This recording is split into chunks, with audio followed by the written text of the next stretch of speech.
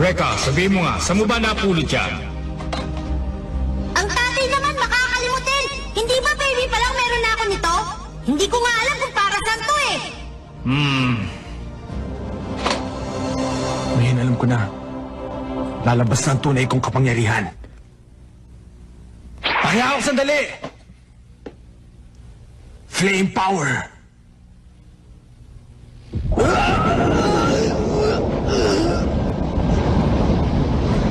Ibang klase kapangyarihan! Ang nararamdaman ko sa aking kamay! Ngayon lang ako nakakita ng ganito. Kakaiba siya.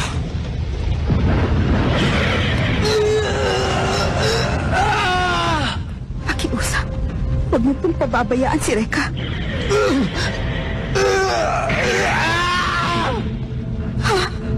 Kuya Reka!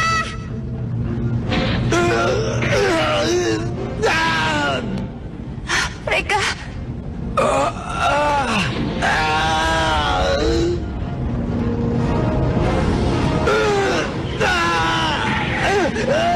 Napakasakit! Dumating na ang pinagmula ng kapangyarihan ni Reka.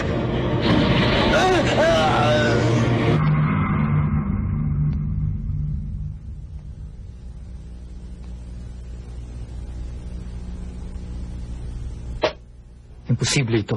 Nakatayo pa rin siya. At ngayon may kakayahan pa siyang tawagin ng mga flame spirits. Sa lakas ng aking kapangyarihan, hindi ko pa rin magawa ang gayon. Maniwala ka! Hanggang ngayong gabi ka na lang dahil katapusan mo na! Ngayon, tingnan natin kung anong kapangyarihan ito. Ito na ang tamang panahon. Para ipakita mo sa aming lahat ang iyong lakas!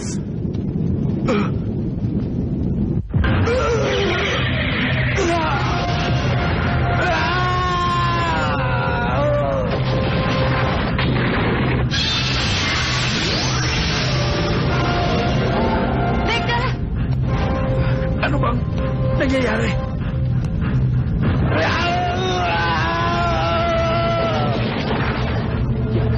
Yan ang... Yan ang kapangyarihan ni Reka.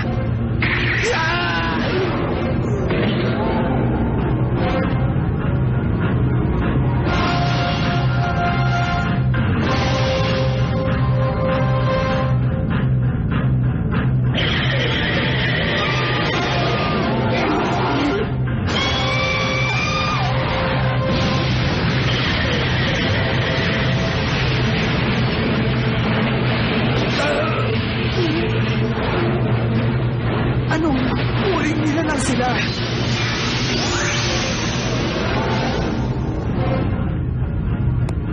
Hindi ako makapaniwala na ang ganyang uri ng kapangyarihan ay nasa loob ni Reka. Ayon sa mga nasusulat sa alamat, ang mga flame spirits na to ay may iba't ibang kahinaan. Ang lobo, ang ahas, ang akila, at ang makapangyarihang dragon. Ang panghuli ay taglay ni Reka. Subalit, ang mga espiritu nito ay may sariling pag-iisip. Kapag hindi sapat ang kakayahan ni Reka upang kontrolin ang mga flame dragon nito, maaari niyang ikamatay. Nagare, ora, kuro, oko, tetsufu, obeshi. Imposible! 8 flame dragons! Hindi ako makapaniwala na yan ang kapangyarihan ni Reka.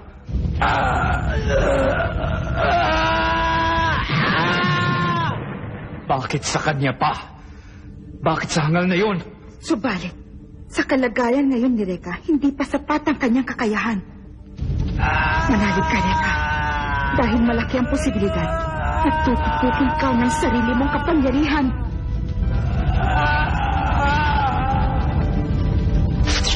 Ayun na! Sa tayo sa lugar na to! Habos na yung kapangyarihan niyo! Bilis! Bilis! Kailangan nagkasayo! Bilis! Bilis! Bilis! Sa natin! Tala! Si Reka. Ano mas nangyayari kay Reka?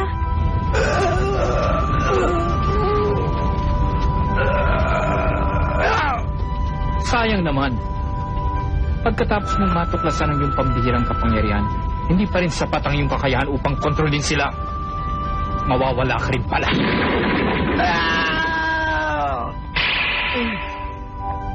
Prinsesa! Hindi! Ha? Prinsesa! Huwag ka pumunta dyan! Inuutos ko sa'yo! Tumigil ka!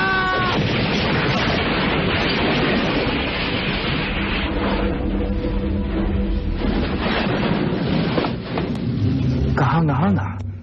Sumunod ang flame dragon na yun kay Reka.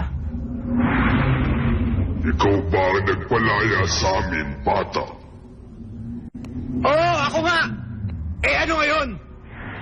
Hindi kami naniniwala na meron kang sapat na kakayahan para pamahalaan kaming 8. Ang mga dragon, nangungusap.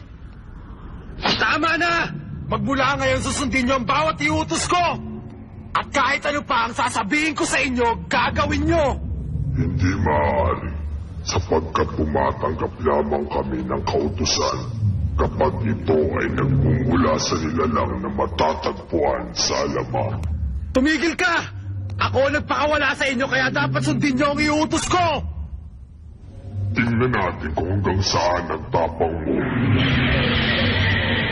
Susugod sila. Yoda, tumakbo ka na!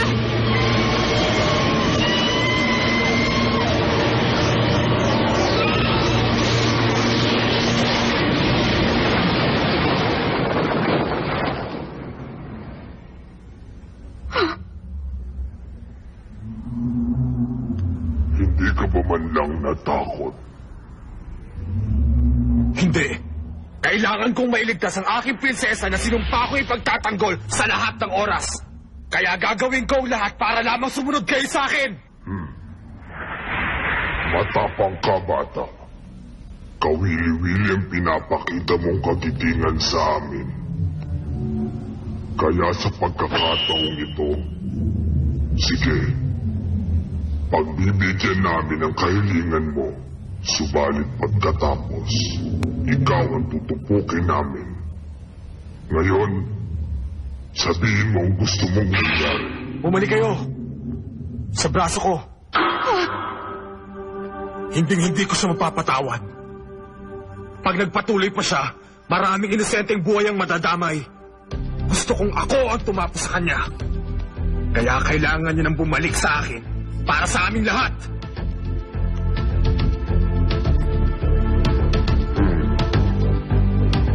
Napakaliit na bagay lamang pala ang hinihiling mo sa amin. At para lamang dyan, ibubuwis mo ang sarili mong buhay. Sabihin mo nga sa amin, sino bang nilalang ang tinutukoy mo? Ang taong yan! Flame Dragon of Bessie!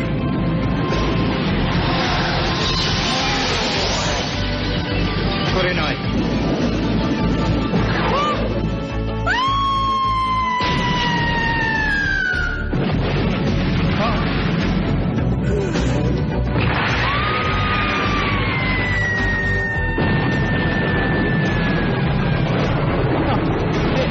Apoy ni Kurenai.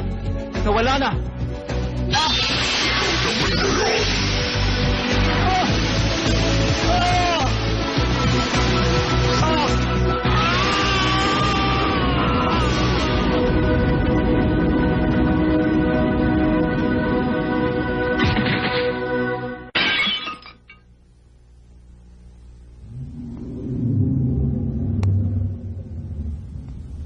Natalo siya ng kapangyarihan ni Reka.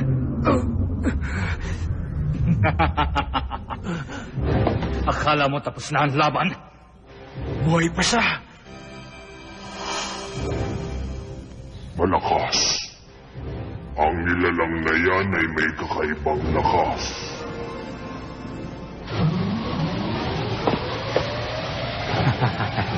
Nakatayo pa rin ako. Gray, Tutuloy pa rin natin ang laban.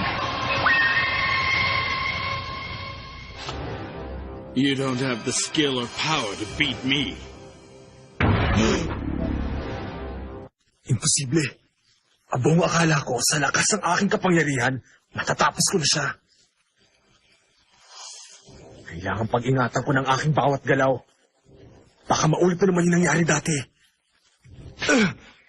Sa palagay mo ba, Reka, matatalo mo na ako? Pagkatapos ko magkantay ng higit sa 400 taon, Ngayon pa may mga kakampi na akong mga dragon, madali na kitang matatalo. Hindi mo ba nakita nila mo ng dragon ko ang espiritu ni Kurenai? Baka naman gusto mong i-replay ko sa'yo. Ba't ka natatawa? ngayon natin mapapatunayan kung sino sa ating dalawa ang nagsasabi ng totoo. Tignan natin ngayon kung sa dami ng sugat na tinanggap mo mula sa aking kapangyarihan ay may lakas ka pa. Ngayon masusukat kung sino ang mas makapangyarihan sa ating dalawa. Kahit na may taglay ka pang flame dragons, mas malakas pa rin ang aking kapangyarihan.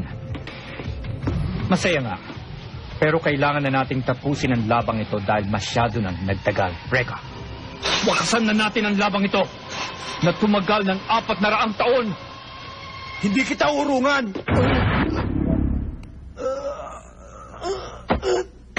Nangihina ako. Hindi. Dahil sa kanyang pagkontrol sa mga dragon, maraming enerhiyang nawala sa kanya. Bakit kailangan mangyari ito sa sandaling malapit na siyang nagwagi? Nagugulat pa nga ako. Dahil buhay ka pa at ang pinakita mong lakas ay kahanga-hanga.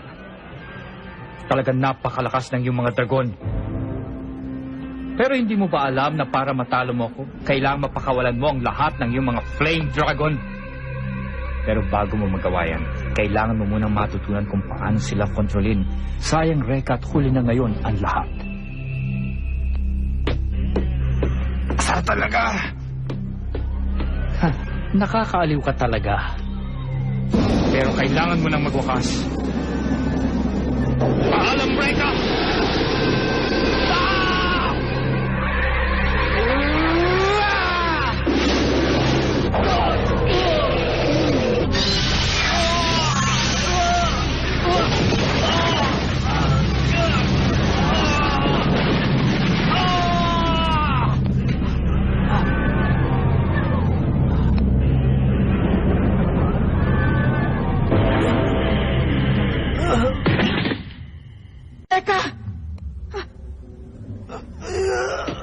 Kaawa-awa kang nilalang, Reka.